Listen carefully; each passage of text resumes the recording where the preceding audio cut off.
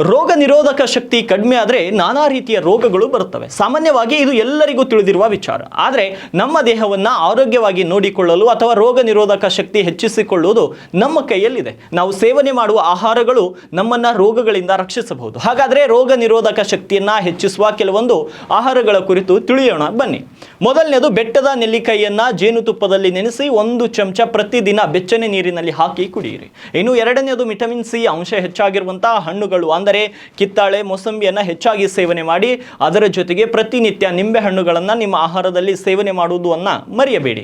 ಇನ್ನು ಮೂರನೇದು vitamin D ಇರುವಂತಹ ಆಹಾರಗಳನ್ನು ತಿನ್ನಿ. ಜೊತೆಗೆ ಪ್ರತಿನಿತ್ಯ 10 ರಿಂದ 15 ನಿಮಿಷವಾದರೂ ಸೂರ್ಯನ ಎಳೆ ಬಿಸಿಲಿನಲ್ಲಿ ಸಮಯವನ್ನು ಕಳೆಯಿರಿ. ಇನ್ನು ಕೊನೆಯದು ಪ್ರೋಬಯೋಟಿಕ್ ಅಂಶ ಹೆಚ್ಚಾಗಿರುವಂತಹ ಮೊಸರು, ಮಜ್ಜಿಗೆಯನ್ನು ಹೆಚ್ಚೆಚ್ಚು ಸೇವನೆ ಮಾಡಿ. ಪ್ರತಿದಿನ ಅರಶಿನ ಹಾಕಿದ ಹಾಲನ್ನು ಕುಡಿಯಿರಿ. ಈ ರೀತಿ ಪ್ರತಿನಿತ್ಯ 2 ರಿಂದ 3 ಲೀಟರ್ ನೀರಿನ ಜೊತೆಗೆ ವ್ಯಾಯಾಮ ಇವುಗಳನ್ನು ಮಾಡಿದರೆ ನಮ್ಮ ದೇಹದಲ್ಲಿನ ರೋಗ ನಿರೋಧಕ ಶಕ್ತಿಯನ್ನು ನಾವುಗಳು ಕೂಡ ಹೆಚ್ಚಿಸಿಕೊಳ್ಳಬಹುದು.